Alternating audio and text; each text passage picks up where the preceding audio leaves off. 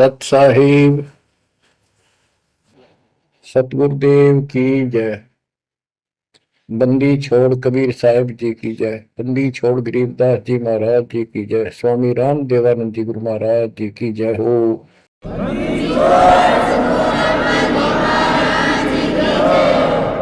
सर्व संतों की जय, सर्व भक्तों की जय, धर्मी पुरुषों की जय। श्री काशी धाम की जय, श्री सुडानी धाम की जय, श्री करोथा धाम की जय, श्री बरवाड़ा धाम की जय। सत साहिब गरीब नमो नमो सत पुरुष को नमस्कार गुरु के नहीं। सुर नर मुनिजन साधुआ संतों सर्वसदी नहीं। सतगुरु साहेब संत सब दंडोतम प्रणाम। आगे पीछे मद हुए तिनको जा कुर्बान। नराकार निर्विषम काल जाल भय बंधन। निर्लेपम निज निर्गुणम अकल अनुपेशंदनम। सोहम सुरति समापतम सकल समाना निर्तल। उज्ज्वल हिरंबर हरदम अम्बे पर्व अथाह वार पार नहीं मध्य तुम। ग्रीव दोष मरत सिद्ध होई गणनायक गणताना। करो अनुग्रह सोई पारस पद परवाना। आदि गणेश मनाऊं गणनायक देवन देवा। चरण कमल लाऊं आदि अंत करूं सेवा। परम शक्ति संगीत अमृत सिद्धिदाता सोई।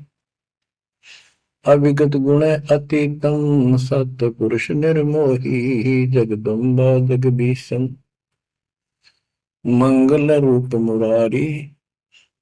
तन मन अर्पों शीसम भक्ति मुक्ति भंडारी। सुर नर मुनि जन ध्यान ब्रह्मा विष्णु महेशा। शेष सहस मुख गावे पूज्य आदि गणेशा। इंद्र कुबेर सरीखा वरुण धर्म राय जावे। समर्थ जीवन जी का मन इच्छा फल पावे। 33 कोटि अदारा जावे सहस 88। उतरे बहुदल पारा कट है यम की फांसी। कबीर सतगुरु के उपदेश का सुनिया एक विचार। जय सतगुरु मिलते नहीं जाते नरक द्वार। नरक द्वार में दूत सब करते खेचा तान। उनसे कभू नहीं छूटता फिरता चारों खाने।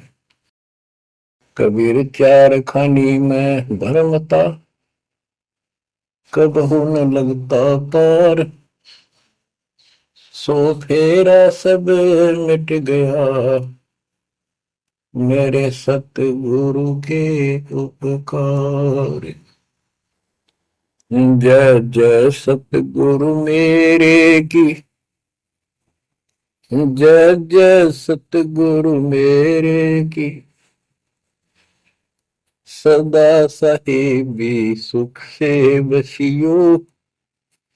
अमरपुरी के डेरे की। जय जय सतगुरु मेरे की। जय जय सतगुरु मेरे की। सदा साहिबी सुख से बसियो। अमरपुरी के डेरे। निर्विकार निर्भय तू ही। और सकल वैमान। यदि साधु और सकल वैमान। सब पर तेरी साहिबी, सब पर तेरी साहिबी, तुझ पर साहिब नो,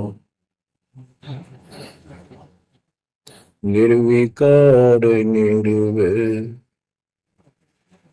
निर्विकार निर्भय तू ही, पूर सकल बना, हे जी साधु पूर सकल बना, सब पर तेरी साहिब, सब पर तेरी साहिबी, तुझ पर साहिब ना, निर्विकार निर्भय।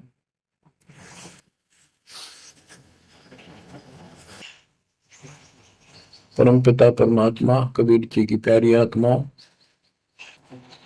परमेश्वर की असीम रजा से, अपने पिता की असीम कृपा से आज इस घोर कलयुग के अंदर अपने को धर्म कर्म करने का प्रॉपर ज्ञान हुआ, विशेष ज्ञान विधिवत, और सच्चा ज्ञान, सच्चा भगवान, सच्ची भक्ति, और आपको पूर्ण सतगुरु प्राप्त हुआ। जो इस गंदे लोक में आकर हम परमात्मा को फिर भूल गए, भुला दिया हमारे को, भूले नहीं। ये त्रिगुण में माया, रविगुण धर्मा से निकल रहा गुण, सतगुण विष्णु जी से, तनगुण शंकर जी से हमारे ऊपर इतना जबरदस्त प्रभाव रखता है कि हम सब भूल जाते हैं और इनसे प्रेरित होकर के सारे उल्टे काम करें। ब्रह्मा जी के गुण से या ठाठ बाट की इच्छा होती है, राजपाट की इच्छा होती है, और संतानोत्पत्ति बाई फोर्स कराई जाती है, जीव के वश का नहीं होता।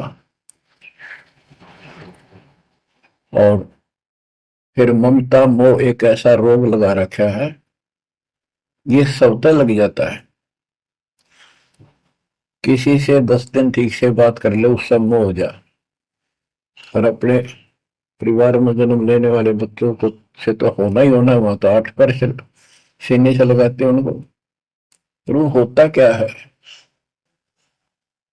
ये काल का आहार तैयार करवाया जाता है। गीता अध्याय 7 श्लोक 12 में कहा है कि अर्जुन, रजगुण तमगुण सतगुण, रजगुण ब्रह्मा, सतगुण विष्णु, तमगुण शिव जी, इन तीनों गुणों के द्वारा जो कुछ भी हो रहा है उसका निमित्त मैं हूं, मैं इनमें नहीं, यानी मैं इनसे अलग हूं, ऊपर हूं। रजगुण ब्रह्मा से उत्पत्ति, सतगुण विष्णु से मोह ममता एक दूसरे में जकड़ देना, सतीथी बोल रहे हैं इसको, अब टिके रहे यहाँ पर, और तमगुण शंकर से संहार। ये है यहाँ का प्रोसीजर। हमारी आंख कभी नहीं खुलती क्योंकि प्रेशर ज्यादा है, इतना दबाव है, जीव की अवस्था नहीं है। आपको इतना ज्ञान सुना दिया और सुना रहे हैं, इस ज्ञान से आपके अंतःकरण में ये फाइनल हो जाएगा एक दिन, क्योंकि बार बार कोई वस्तु सुनते हैं उसका धीरे धीरे धीरे धीरे असर बनना शुरू होता है। हम बातें सुनते हैं, सत्संग सुनते हैं, विचार मालिक के सुनते हैं, वाणी सुनते हैं, तो एक बार तो कति वैराग आ जाता है कि सचमुच बहुत गलत जगह फंस गए या कुछ भी अपना लेंगे।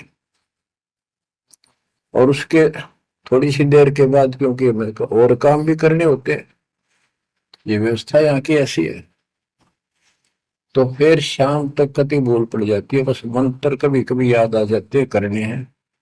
सुबह दोपहर शाम की वो नियमित सतुति भी याद रह जाती है। बाकी समय हम ज्यादातर अन्य कारोबार के सिलसिले में, रोजगार के सिलसिले में बातें करते रहते। वह फिर से थोड़ी सी भूल पड़ जाती है फिर जब सत्संग सुनते हो फिर जागृति आती है। ये ऐसे चलेगा, चलने दो। जैसे आपको बताता हूँ, बार बार दास बताता है कि आप बच्चे स्कूल में जाते हैं, अध्यापक आता है, अपना उसका पीरियड लेता है, सबको सावधान करता है, ध्यान से सुनो, लाइन में बैठ जाओ। तो हम बहुत सतर्क होके उनकी एक एक बातों को सुनते हैं, नोट करते हैं, लिखते हैं, फिर याद करते हैं। उसके बाद हम फिर खेलते कूदते भी हैं, बच्चे घर का भी काम करते हैं, माँ बाप का हाथ भी बटाते हैं। लेकिन जो स्कूल के अंदर जो बातें सुनी थी, जो ज्ञान सुना था, वो एक अलग कोने में, मन के हृदय के अलग कोने में डिपॉजिट होना शुरू हो जाता है। और उसके अतिरिक्त हम और भी काम सारे करते रहते हैं जो पहले भी कर रहे थे। एक दिन हम विद्वान बन जाते हैं, वो काम फिर भी कर रहे हैं। इस ज्ञान को रह रहकर सुनने से एक दिन आत्मा कभी दृढ़ हो जाएगी कि इस संसार में एक दिन भी रहने का नहीं है, ये संसार एक दिन भी। और कभी भी फिर शरीर यहां से छूट जाए, जाने का टाइम आ जाए, नो प्रॉब्लम। हमारी आस्था सतलोक में जाने की होगी, क्योंकि हमने वहां जाने का टारगेट बना रखा है। पहले तुम्हारा कोई टारगेट नहीं था, हमारे पास जाएंगे कहा। उसमें कोई बच्चे में मोह हो जाता, परिवार में मोह रह जाता, यही कुत्ते बनकर जन्म ले लेते। कबीर साहब कहते, जहां आशा तहां बासा हुई, मन कर्म वचन सुमरियो सो। गीता अध्याय 7 श्लोक 6 में यही स्पष्ट किया है कि अर्जुन अंत समय में जो जिस भी भाव में भावित रहता है, जिसके ऊपर जिसमें आस्था रहती है, वो उसी को प्राप्त होता है। जब तक हम भक्ति नहीं करते, इस ज्ञान से परिचित नहीं होते, तो हमारा संसारिक यानी परिवार में, संपत्ति में, इसमें कभी हम जकड़े बैठे होते। एक उदाहरण दिया करते थे गुरुदेव। एक बूढ़े की मृत्यु होती, किसान था, पशु रक्षा करते थे, मृत्यु होने लगी, उसकी जुबान बंद हो गई। आसपास परिवार के सदस्य आगे, पिताजी तो अंतिम टाइम आ गया, वो आगे। तो थोड़ी देर के बाद वो ऐसे संकेत करने लगा, ऐसे इशारा हाथ से। उन्होंने सोचा भी पिताजी कुछ कहना चाह रहे हैं, हो सकता है कोई धंधा रखा और बताना भूल गया, वो अचानक मृत्यु होगी। एक डॉक्टर बुलाया, उसने पता था कि एक बार ये बुलवा देगा, 500 रुपये लेगा, ऐसा इंजेक्शन लगाता है। वो बुला गया, उसने इंजेक्शन ला दिया। पिताजी बता बता जल्दी क्या कहना चाहो थे। एक गाय का बछड़ा झाड़ू मुंह में दे रहा था, उन्हें खराब कर रहा था। जो बोला, देख यो बछड़ा झाड़ू चाबे, तुम कित मर गए, नाश करोगे मेरे गाय पक्ष है, ये नुकसान कर दिया। 2.5 आने की झाड़ू 500 रुपये पड़ गई हुए। जहां साता बादशाह हुई, वहीं फिर कुत्ता गधा पशु बनकर वहीं जन्म लेगा। तो हमारी एक वृत्ति यहां से हटेगी इस ज्ञान से। अंतिम समय आप यहाँ कुछ याद नहीं आओगा, इस ज्ञान में सुनते रहे और भक्ति करते रहे, मर्यादित रहे। ज्ञान के साथ साथ यह भक्ति आपको सहारा देगी अंतिम समय में मन को उधर धकाने के लिए। वैसे नहीं धकता है, बहुत ताकतवर है, ब्रह्मा विष्णु महेश मन का हार मान रहे।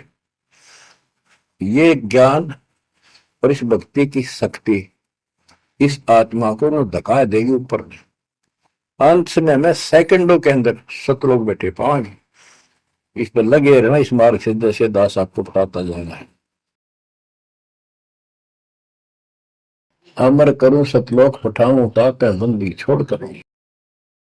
कबीर साहब कहते हैं, मैं अमर करूं सतलोक पठाऊं दे दूं, इसलिए बंदी छोड़ कर लाता।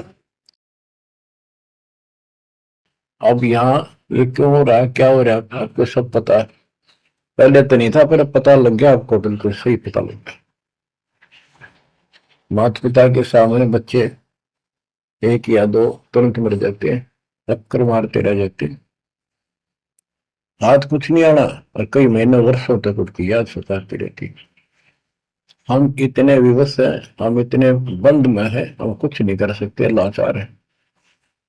एक राष्ट्रपति किसी देश का या प्रधानमंत्री या अन्य कोई सक्षम मानता अपने आप को, उसका इकलौता बेटा मर गया, प्रधानमंत्री का, टक्कर मारा वो टक्कर, और उससे पहले जब आकाश में वो थी उसकी तुती, साथ में आकाश में रहा था, उसका दिमाग धरती पे पटक दिया।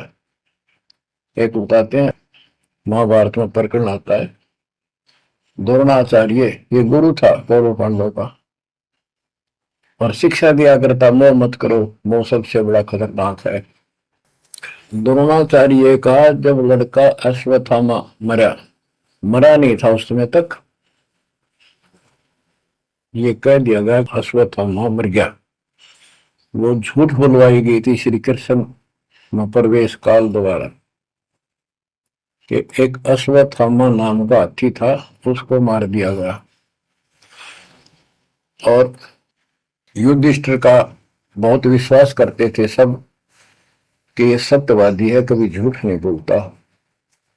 तो काल ने यह चाल चाली कि द्रोणाचार्य पांडवों की सेना को मार डालेगा, बहुत जबरदस्त तीरंदाज है, बहुत गजब का शूरवीर निशानेबाज है, इसको कंडम किया जाए। तो उसको कंडम करने का तरीका अपनाया कि इसको एक झूठी खबर फैलाई जाए कि अश्वत्थामा का बेटा मर गया युद्ध में, फिर ये पागल हो जाएगा।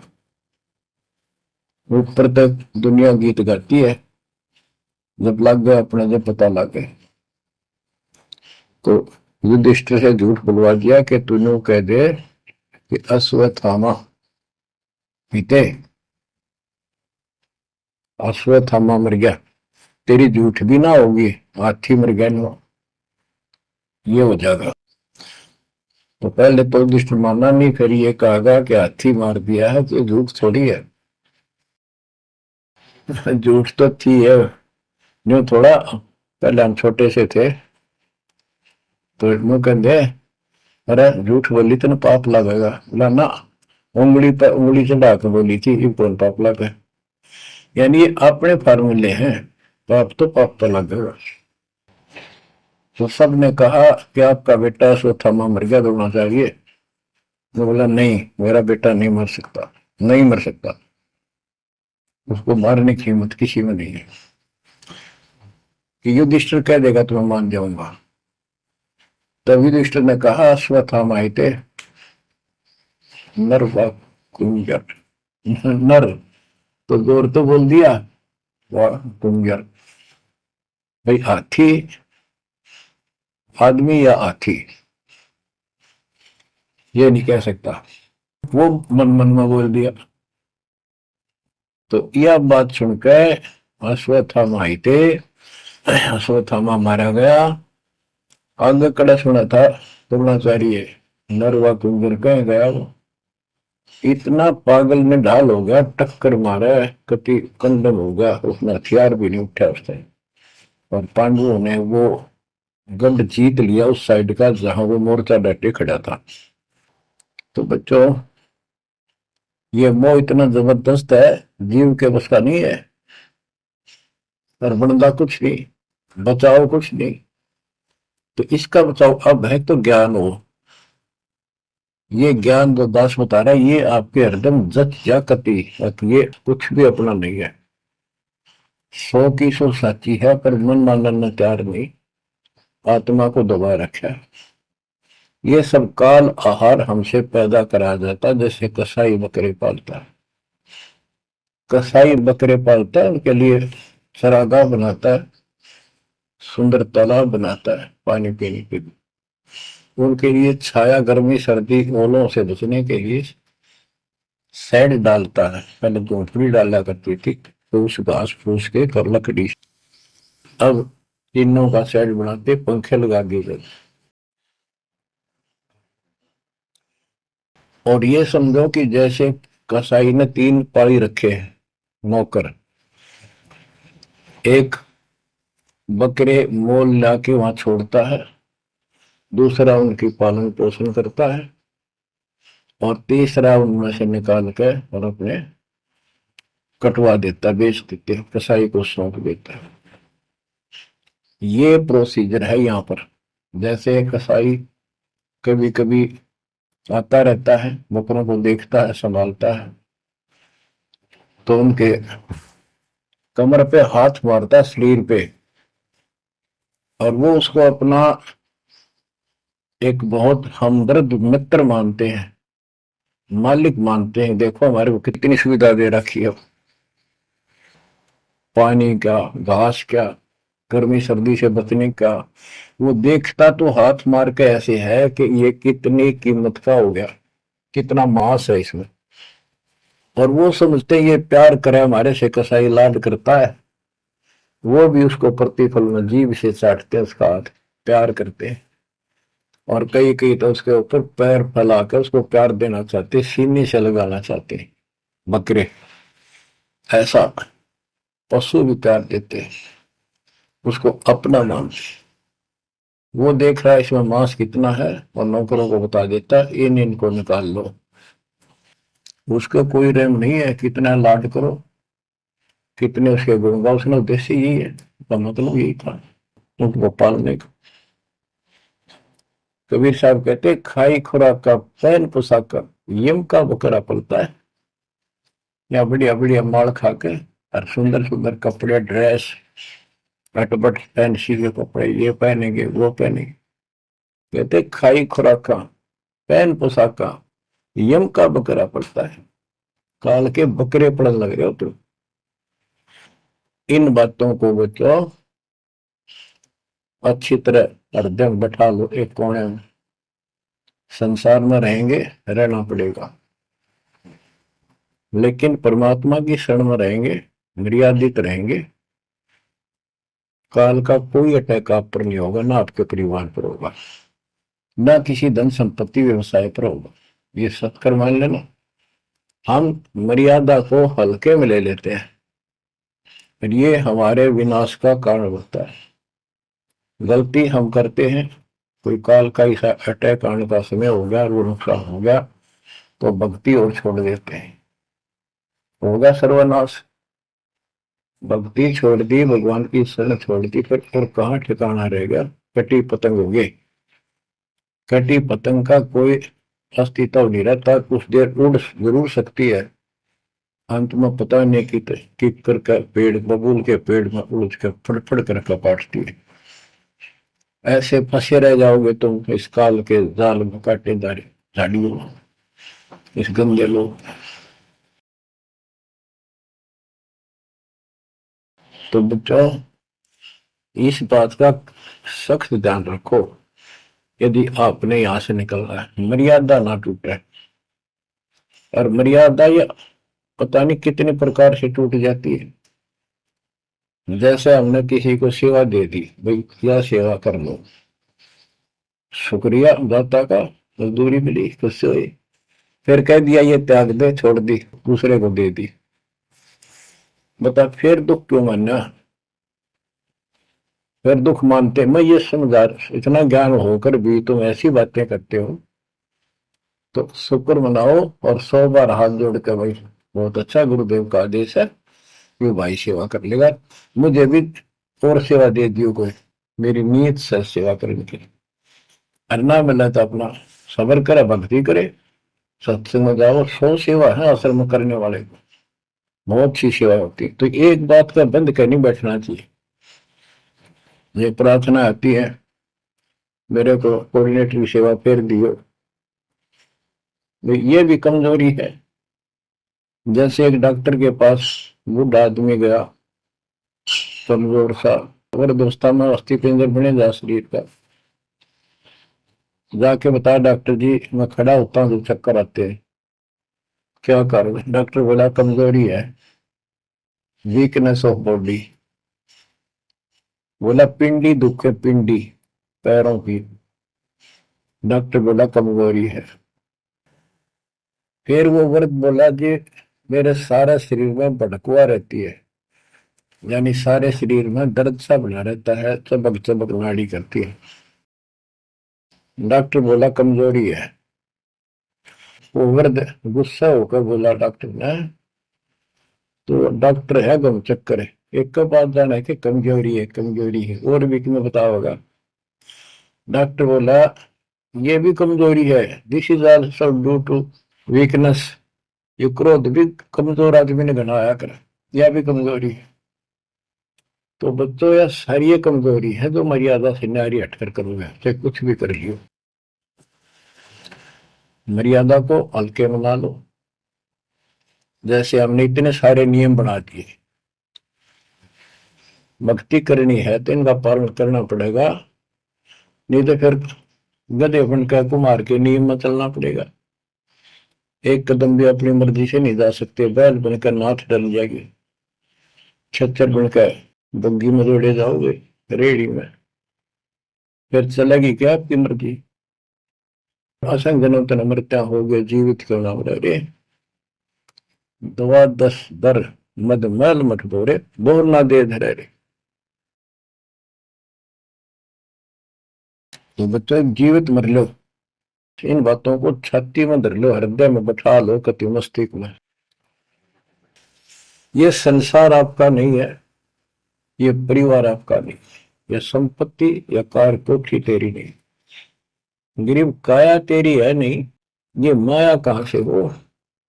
चरण कमल में ध्यान रख, इन दोनों को खो, इनको भूल जा, अपने गुरु जी के चरणों में ध्यान रख, उनके बताए दिशा निर्देश के आदेश से आधार से अपना जीवन निर्वाह कर।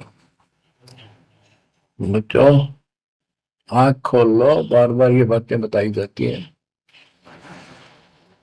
जब ऊक चुक हो जाएगी फिर तो रोना शेष रहेगा, नथिंग एल्स। इस मार्ग में अहंकार इंसान को मारता है। किस चीज में अहंकार करो, माया होगी तो अहंकार होगा, कोई पोस्ट पद ठीक सी होगी तो अहंकार होगा, शरीर स्वस्थ है, थोड़ी सी जान, अहंकार हो गया, एक परिवार में 5-4 लाठी ठाणियां हो गए तो अहंकार हो गया,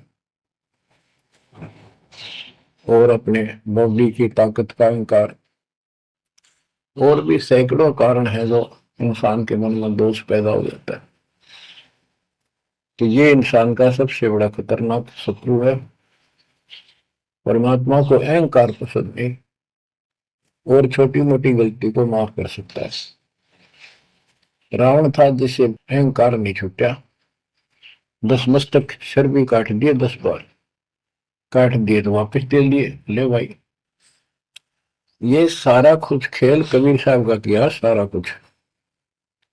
ये आत्मा परमात्मा की है, चाहे आज राक्षस है, चाहे कोई कसाई है, चाहे देवता है, चाहे ब्रह्मा विष्णु महेश है, चाहे कीड़ी आती छोटे जीव है, कोई स्त्री पुरुष है, बालक बच्चे जीव जंतु सब उसके हैं। काल चाहता भक्ति से खत्म हो जा, ये भक्ति में इनकी आस्था खत्म हो, मालिक चाहता है इनकी भक्ति में आस्था खत्म ना हो, फिर तो कति गए काम क्या। जो भी जैसी साधना मालिक के नाम पर बैठ कर कहीं कर रहा है, उसके पिछले संस्कार से, उस भक्ति से जो उसको मिलना है, उसके साथ साथ परमात्मा उसको सहारा देते हैं। जैसे रावण ने सिर काट दिया शिव जी के निमित्त, तो भगवान के नाम काटा उसने, वो भगवान की खोज में निकला था।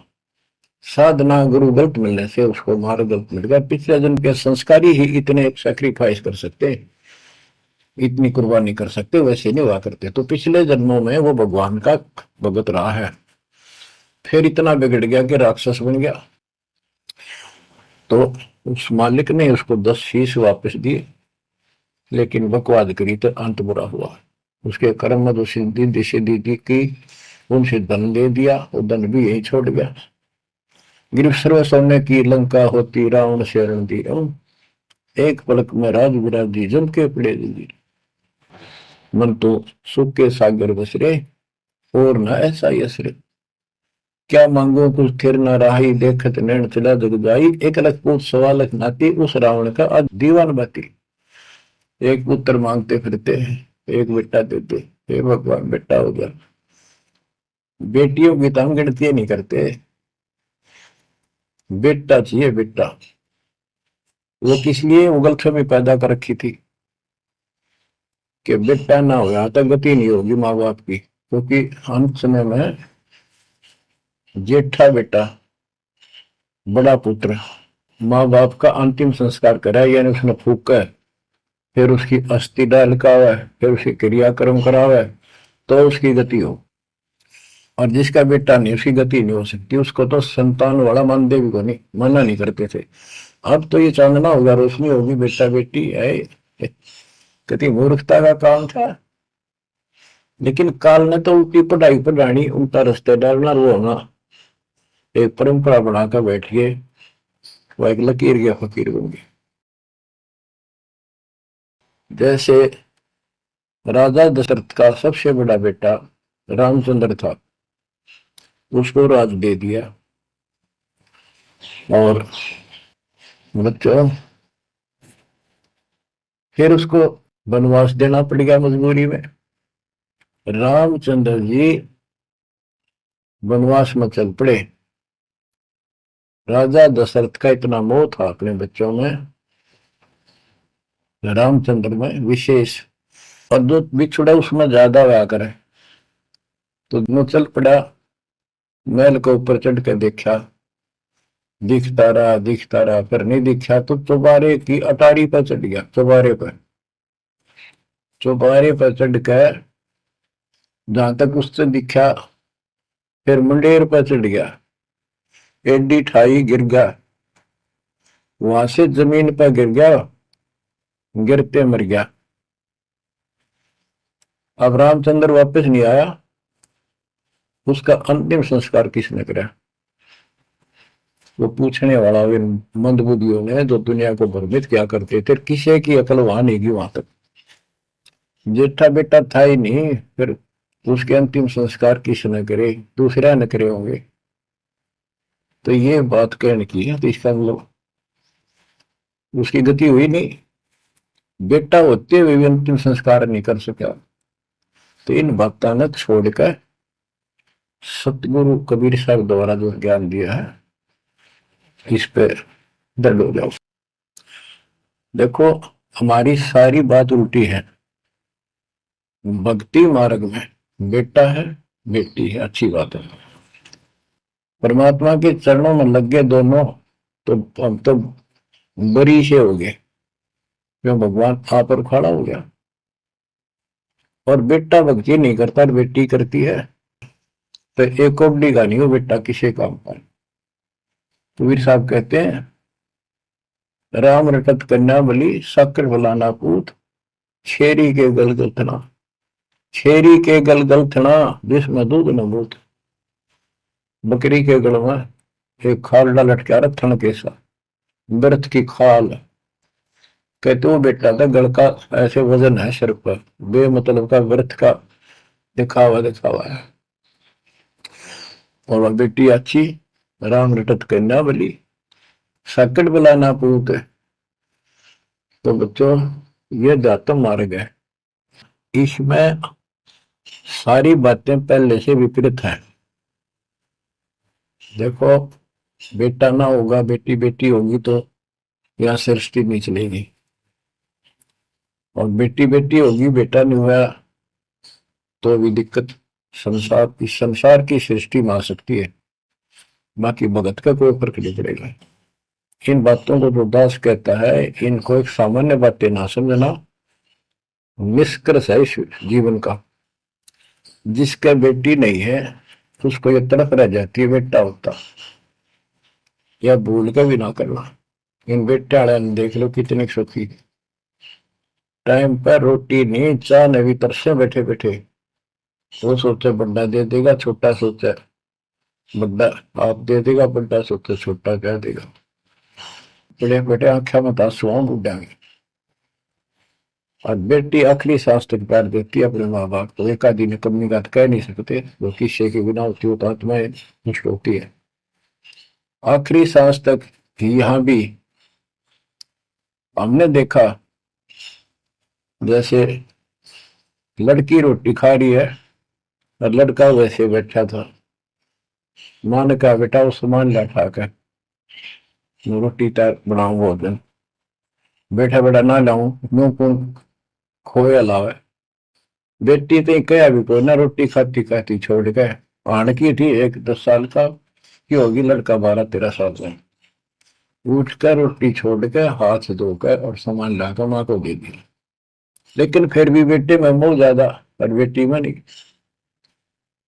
इसका कारण यह था कि हमने बेटी को बाहर बना लिया इस गलत रीति रिवाज। बेटी तो 15-16-20 साल की मेहमान होती है आपकी। ये तो परमात्मा की बेटी 2 गुना का सुधार करती है। आगे जाके घर बसावे, उस परिवार को भी सुधारे और माँ बाप के अंदर मोह न्यारा रहे। तो भाव ये है कहने का, अगर बेटा नहीं है ना और भगत है, उसके ऐसा भगवान धरती पर नहीं। प्रथम तो वो है जिसका कति संतान नहीं, वो भगवान। दूसरा वो है जिसका बेटा ना हो, बेटियां की करके शादी वृद्धावस्था में अपना लेकर माड़ा जब है। और बेटी वहां बैठी भी माँ बाप की चिंता करेंगी और कोई न कोई सुविधा उनको देती रहेगी। और बेटा छाती पर है, कभी खून फूके जाएंगे, कति साफ दिखाई दे है, इसमें कोई मानो तो ना मान। लेकिन बेटे भी हैं, ठीक है, और उनमें वो भी भक्ति करो, आप भी करो, कुछ दिन में उनको समझ आ जाएगी। पुत्र वधु भी भगवान से डरने वाली हो जाएंगी, माँ बाप का ध्यान रखें। वैसे कोई विकल्प नहीं इसका, लेकिन इस दुख को हम अच्छा मानते हैं पुत्र ना होने से। हम तो काल में गधे बना रखे हैं। जितना कष्ट हमें रहे और वजन लग जा रहा है तो हम सीधे साला और कम हो जाता मानने को नहीं। हमारा तो जैसे एक माई का पुत्र मर गया 15-16 साल का, और भगत थी, टक्कर मारी, रोना पड़े है कि बस की बात है, पाला पोसा ले जाता का। फिर उसने वो सबर हुआ जैसे उस दूसरे जो बिना भगत थे उनके पड़ोस में, तो उनके लड़के की शादी होगी और वह पत्नी थी बदचलन। उनको समझाने की चेष्टा करी कि तू ऐसा ना कर, लेकिन वह तो मानी नहीं, उसने वही फांसी खा ली। अब वह भी मर गई और बेटा भी जेल में, और वह सारे जेल में। वो दहेज के कारण, एक बेटा था ऐसे ही, उसने बहू को प्रताड़ित किया दहेज लेने के लिए। गरीब घर की लड़की थी, उसने सुसाइड कर लिया। वैसे सुसाइड करना कोई विकल्प नहीं है, इसे गंदे आदमी को छोड़कर कुमारी रह ले, अपने घर पर बैठ गया। तो उस बेटे के कारण माँ बाप ने भी सजा हुई, बहनों तक भी जेल होगी। इसे बेटे ने के फूका, ईसा तो पहले मर जाता था, अच्छा था। लेकिन हम इस बात को मानने को तैयार नहीं है। ना मानने में जब क्या कर लोगे, काल तक आ गया मारे दो टक्कर।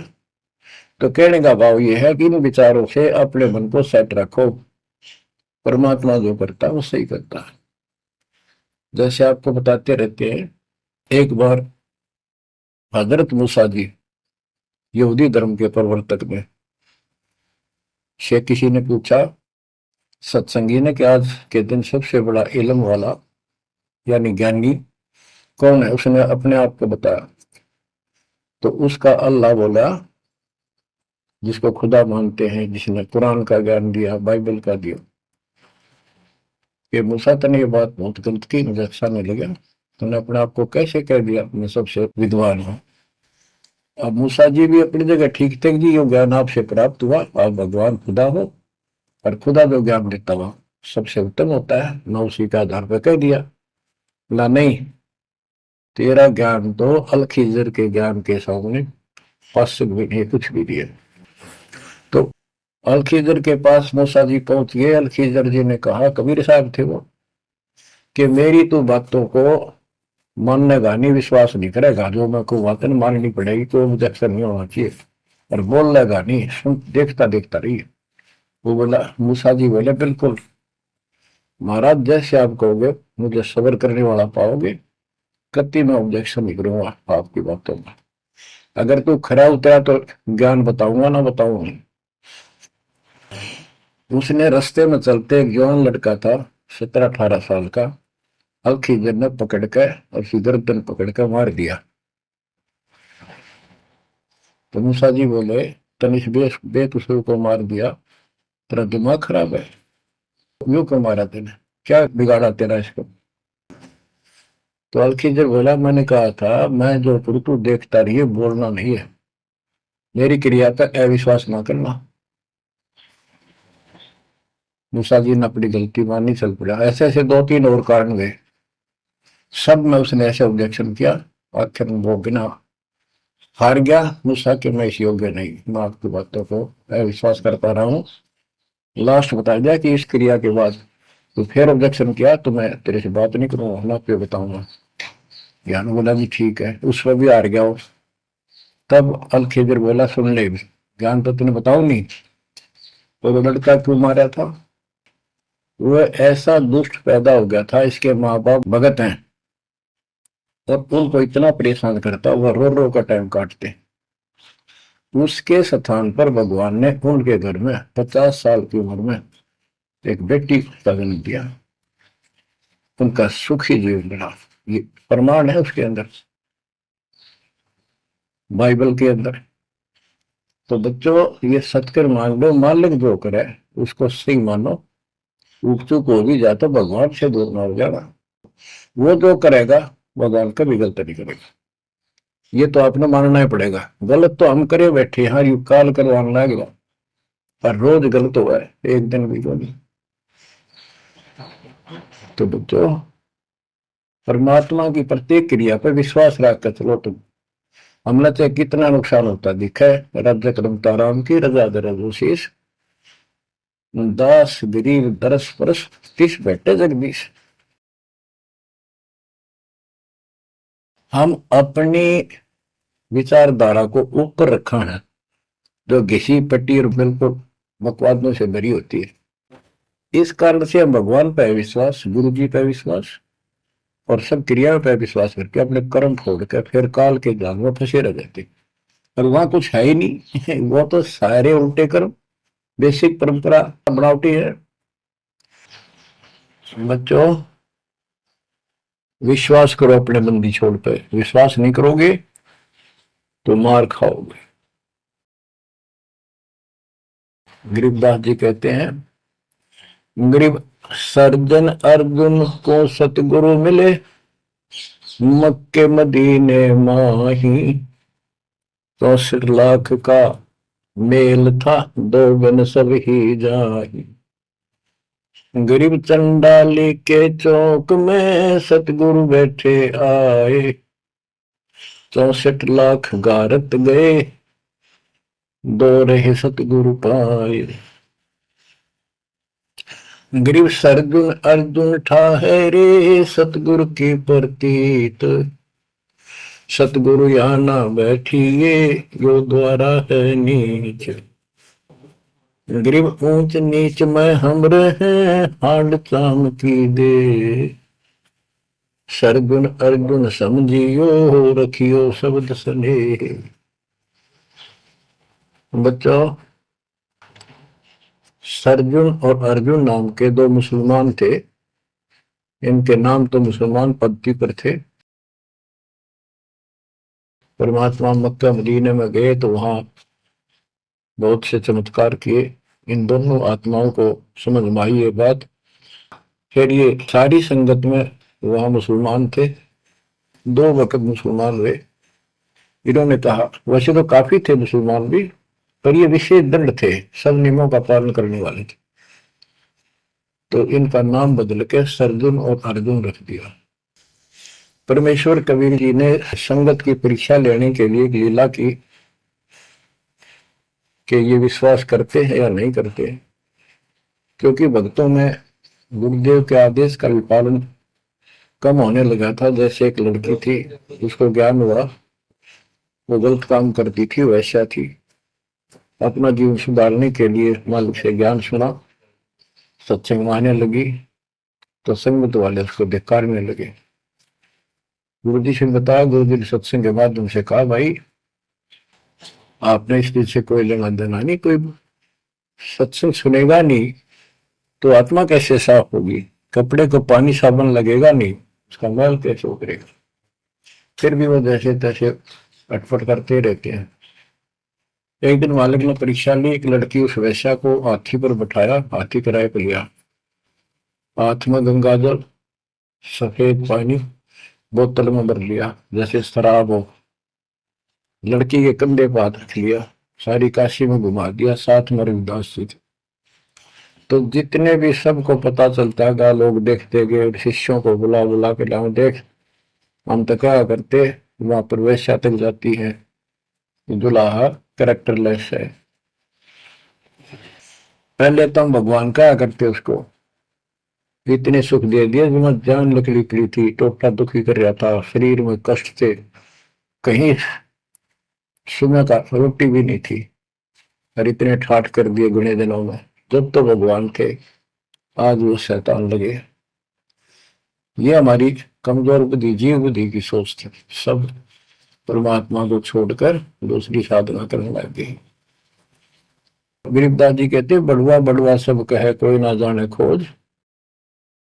क्यों ऐसे किया था मालिक ने, इसको कोई नहीं समझ सका। दास गरीब कबीर कर्म बट सर का बोझ, कि वो इतने शिष्य बना लिए थे, उसका भार गुरु पे होता है उनको पार करने का।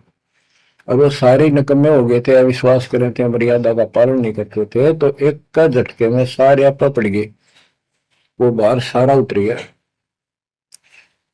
तो उस समय अर्जुन सज्जन बाहर गए हुए थे, उनका ड्यूटी लगाई थी, तो जाया करो मुसलमानों के मेला में, वहां समझाओ लोगों को। तो मक्का मदीना से ये आए। उस समय सारी लीला हो चुकी थी, और कबीर साहब उनकी परीक्षा के लिए उस दिन भी उस लड़की के घर जा बैठे, वैश्या के आंगन में। अर्जुन सरजुन को बताया कि गुरु जी तब भाई कति गिर गए, जुल्म कर दिया सरेआम, वैश्या के साथ साथी में घूम रहे थे, शराब पी रहे थे। अर्जुन सरजुन को विश्वास नहीं हो रहा था कि ऐसी क्या बात कर रहे हो, ऐसी बात कहने से ही पाप लगता है गुरु जी के प्रति, तुम ये बोल क्या रहे हो। तो एक बोला, मैं अभी देख का हूँ, आज भी वहीं बैठे ना, एक ही न, तो जा देख ले, देख लो जाके। वो दोनों वहां गए, परमात्मा बैठे थे, लड़की पैर दुबारी, गुरु जी बैठे चारपाई पे, बेटी बैठी नीचे। तो गुरु जी को शिक्षा देते हैं, गरीब सरजुन अर्जुन ठहरे सतगुरु के प्रतीत, यानी उनने कुछ दृढ़ता दिखाई थी, फिर जाके देखा तो वहां सतगुरु से बोले, सतगुरु यहाँ ना बैठिए, यो द्वारा है नीच। हे सतगुरु आप यहाँ ना बैठो, ये तो एक नीच औरत का घर है। परमात्मा बोले, गरीब ऊंच नीच में हम रहे, ये हाड चाम की दे, तुम्हारी हाड चाम की दे है, इसकी भी वही। अर्जुन अर्जुन समझियो, रखियो शब्द स्नेह, तुम समझ जाओ, अपनी भक्ति कर लो, जो नाम दिया, इन बातों में कुछ नहीं दे रहा। तुम गुरु को शिक्षा देते हो तो मेरे गुरु हो गए।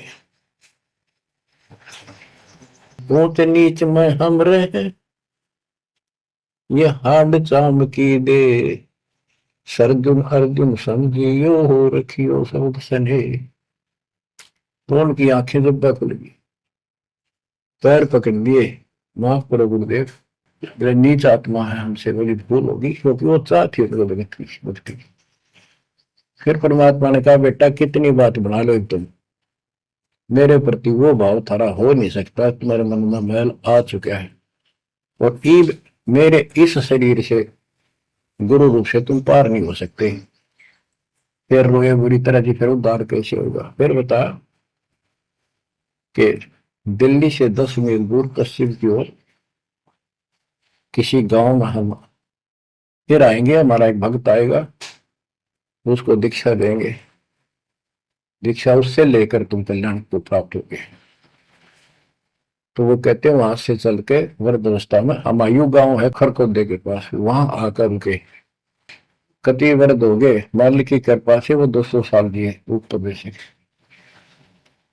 और फिर गरीबदास जी को परमात्मा मिले 10 साल की उम्र में, उनको दीक्षा का आदेश दिया। तब उसने वहां से दीक्षा लेकर वही शरीर छोड़ दिया छुडानी में।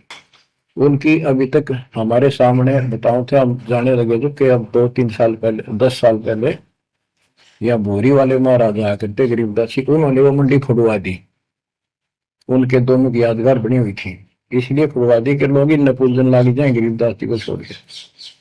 तो कहने का भाव यह है बच्चों, आंख खोल लो, इन बातों में कुछ इंदिरा, गुरु के प्रति कभी अविश्वास नहीं होना चाहिए, और परमात्मा की प्रत्येक क्रिया को शिरोधार्य होना चाहिए। आंख खोल लो, परमात्मा बार बार यह मौका नहीं देगा आपको। समझा है तो सिर दर पाऊं, बोर नहीं रे ऐसा दम। ये संसार समझदा नहीं, कहना शाम दोपहरे गरीब दास ये वक्त जात है, रोओगे इस पैरे। भक्ति नहीं करते वो न्यू रोएंगे, गलत साधना कर रहे वो रोएंगे। ये सच्ची भक्ति करके मर्यादित ना रहे तो तुम रोओगे। कभी सीधे हो जाओ, समर्पित हो जाओ, मालिक के चरणों में सदा ध्यान रखो, बुराइयों से बचो, सेवा सुमन दान करो, मर्यादा का निर्वाह करो, मालिक आपको मोक्ष दे। सत्साई।